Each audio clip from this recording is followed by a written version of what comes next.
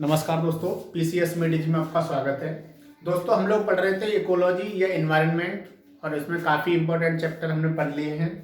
Another important topic है आपका जिससे अक्सर एग्जाम में क्वेश्चन पूछे जाते हैं, दैट इज प्रवाल, जिसे इंग्लिश में बोलते हैं कोरल, प्रवाल भित्ति जिसे बोलते हैं कोरल रीफ और प्रवाल विरंजन। इससे अक्सर एग्जाम में क्वेश्चन आते हैं, क्या होते हैं, कैसे, इससे समझते हैं इस लेक्चर में। दोस्तों, प्रवाल क्या होता है? इसका दूसरा नाम है मूंगा। मूंगा ये एक जीव होता है जो समुद्र में रहता है। ठीक है। अब जब कोई जीव है, ये मैंने भारत का मैप बना लिया है। जब कोई जीव है, छोटा करते हैं इसको,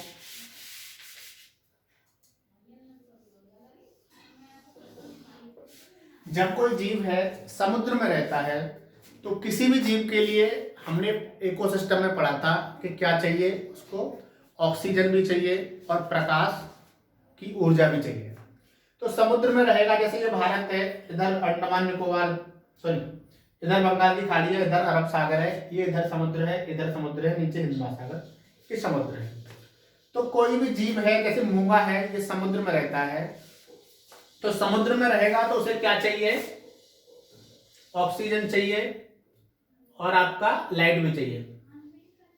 तो समुद्र में ये होता है, पानी में, समुद्र के पानी में ये दोनों चीजें एक निश्चित गहराई तक, मान लो लगभग 200 मीटर तक ही पहुंच पाती हैं। ऑक्सीजन और लाइट समुद्र में, पानी में एक निश्चित गहराई लगभग 200 मीटर तक ही पहुंच पाती हैं। तो कुल मिला के ये जो जीव है ये कहाँ मिलेगा आपको? कम गहराई पे। जैसे ये समुद्र है और समुद्र में मान लो यहाँ हिंद महासागर है, हिंद महासागर की गहराई बहुत अधिक है, तो यहाँ नहीं मिलेगा ये किसी न किसी तट के किनारे से ही मिलेगा। जैसे ये तट है भारत का पूर्वी तट, यहाँ पे क्या होता है, ये तट कुछ इस तरीके से होता है, फिर गहरा होता जाता है नीचे, और मान लो ऐसे करके पानी है, ऐसे करके ये बंगाल की खाड़ी है इधर। तो यहाँ पर जो तट है इससे लगभग 200 मीटर की गहराई तक, 200 मीटर की गहराई तक यहाँ पर ये जीव होगा। तो कुल मिला के मूंगा जो जीव पाया जाएगा वो तटों के किनारे से होगा, चाहे किसी द्वीप के तटों के किनारे से हो या महाद्वीप या देश के तटों के किनारे पर हो। और कहाँ पाया जाता है? जैसे यहाँ समुद्र है, यहाँ पर कोई अंत है, सागरी चबूतरा हो, मतलब कहीं कहीं जमीन यहाँ पर पठार वगैरह पानी के नीचे उठा हुआ हो, बहुत कम गहराई हो जिसकी पानी की, वहां पर भी रहता है। तो दोस्तों, प्रवाल क्या होता है? एक जीव होता है मूंगा, इसका नाम होता है मूंगा। ये क्या करता है? समुद्र में चूने का भोजन करता है और चूने का भोजन करेगा और चूने का ही खोल बनाता है। मान लो ये चूने का खोल है और इसके अंदर ये जीव है मूंगा, ये इसके अंदर रहता है ना। समुद्र में प्रवाल भित्तियां समुद्र में पाई जाती है। कभी कभी अगर आप नॉर्मल स्टूडेंट से क्वेश्चन पूछ लें कि इन राज्यों में से किसमें प्रवाल भित्तियां पाई जाती हैं, तो वो ऑप्शन में कोई भी लगा देंगे, उनको ये नहीं पता है कि प्रवाल भित्तियां हमेशा समुद्र में पाई जाती है ना। तो प्रवाल क्या होता है? जीव होता है मूंगा, चूने का भोजन करता है, चूने का खोल बनाता है। ठीक है।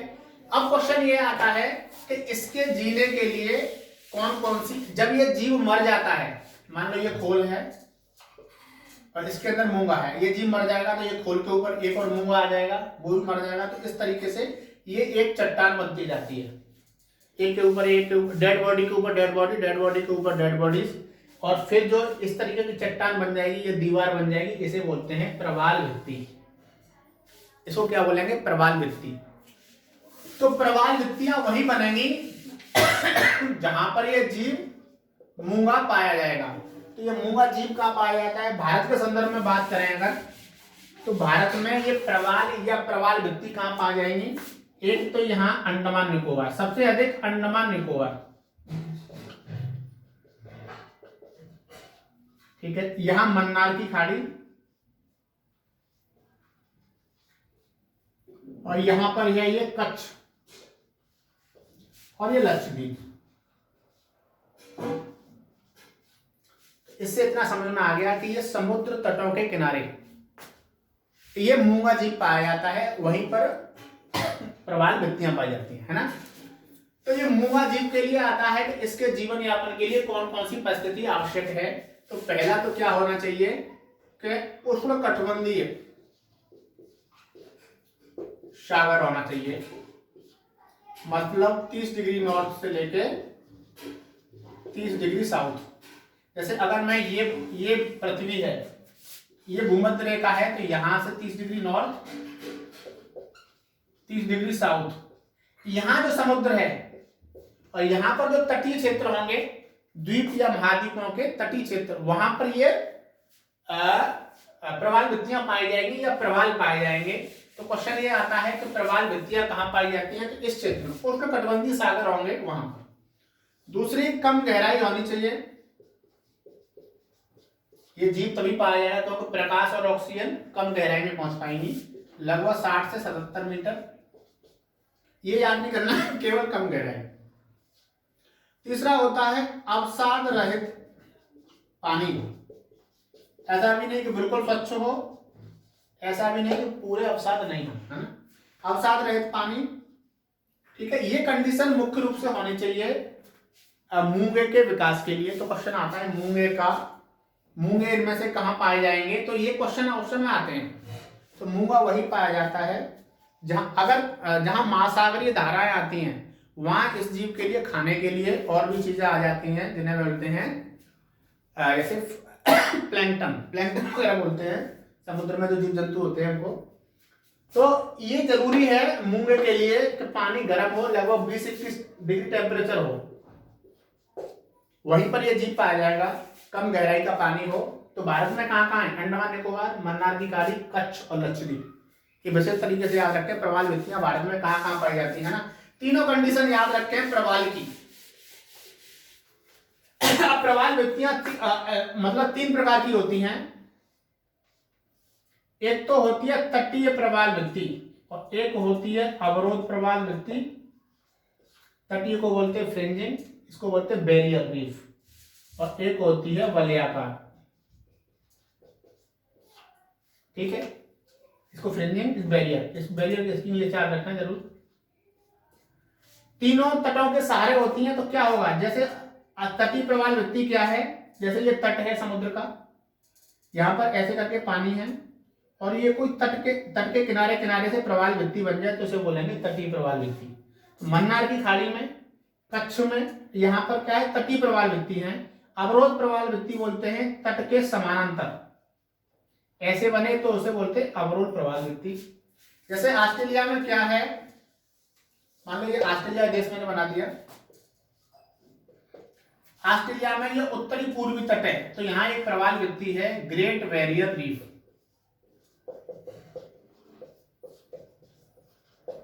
ग्रेट बैरियर रीफ क्वेश्चन आता है, ग्रेट बैरियर रीफ कहाँ है, तो कौन से तट पर है, तो ऑस्ट्रेलिया के उत्तर पूर्वी तट पर। और इसमें क्या होता है कि ये एक जैसी नहीं होती है, कटी छटी होती है बीच में से, तो पानी यहाँ आ जाता है। और क्या होता है, ये जो सुनामी वगैरह आती हैं या जो समुद्री तूफान वगैरह आएंगे, उनसे तट की रक्षा करती है, इसलिए बोलते हैं इसको अवरोध प्रवाल भित्ति। तो ग्रेट बैरियर रीफ याद रखेंगे, ऑस्ट्रेलिया के उत्तरी पूर्वी तट पर है। तो 3 तरह की हो गई है। और वलयाकार कैसे होती है, जैसे कोई द्वीप है और ये घोड़े की चाप के इस तरीके से बन जाए, द्वीप बीच में है, तो उसको वलयाकार बोलते हैं। लक्षद्वीप जो है हमारा यहाँ, उसके चारों तरफ जो वो पाई जाती है प्रवाल भित्ति, वो वलयाकार, और बाकी जगह तटीय।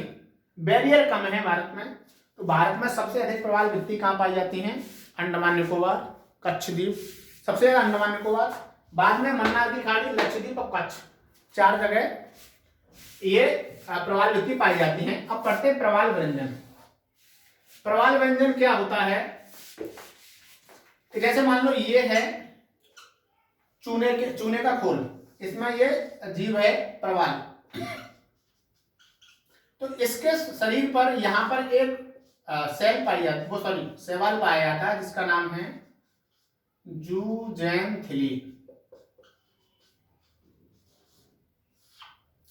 एक प्रोसेस होता है, जैसे आप अक्सर याद रखें इसको बोलते हैं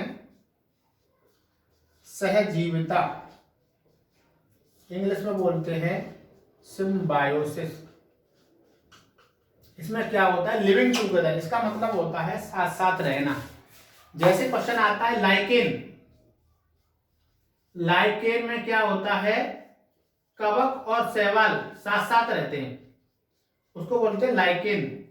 क्वेश्चन ये हजारों बार आया लाइकेन वाला।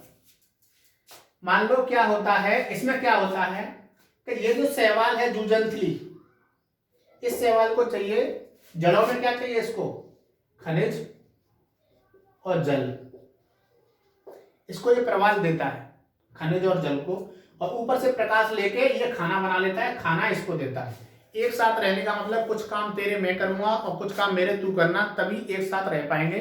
सिम्बायोसिस, सहजीवन, एक दूसरे के साथ कट पाएगा। उसमें क्या होता है, ये प्रवाल इसको आवास उपलब्ध कराता है, ये इसके लिए खाना देता है, इसको बोलते हैं सहजीविता। तो लाइकेन और ये सहजीविता के उदाहरण हैं, जूजंथली और प्रवाल। तो लाइकेन आप जरूर याद रखें, लाइकेन क्या होता है, कवक और शैवाल की सहजीविता। ठीक है, तो ये जो शैवाल होता है समुद्र में, समुद्र के पानी का टेम्परेचर किसी वजह से अगर गर्म हो जाए तो क्या होता है, ये जो शैवाल जूजंथली था ये सफेद पड़ जाता है, तो ये खाना इस प्रवाल को नहीं दे पाता, जिससे प्रवाल भी सफेद पड़ जाता है। जब ये प्रवाल सफेद पड़ जाएगा तो इस घटना को बोलते हैं प्रवाल विरंजन, प्रवाल के कलर का उड़ना, उसे बोलते हैं प्रवाल विरंजन। और प्रवाल विरंजन, जब प्रवाल सफेद पड़ जाते हैं तो बाद में मर जाते हैं। और ये पूछा जाता है कि प्रवालों के विनाश का प्रमुख कारण कौन सा है, तो ग्लोबल वार्मिंग। ग्लोबल वार्मिंग पहला कारण है। प्रवाल का खनन भी होता है, दवाइयों के लिए, औषधि के लिए इसका प्रयोग किया जाता है। और क्या है, गलत तरीके से मछली पकड़ते हैं तब भी ये हो जाता है। और तीसरा है इनका खनन और पर्यटन, वहां लोग जो घूमने जाते हैं प्रवालों को, जैसे वहां काफी सागर समुद्र सुंदर लगता है, तो पर्यटन की वजह से भी इनका विनाश हो रहा है। तो क्या किया है भारत ने, एक क्या हुआ है कि कोरल रीफ नेशनल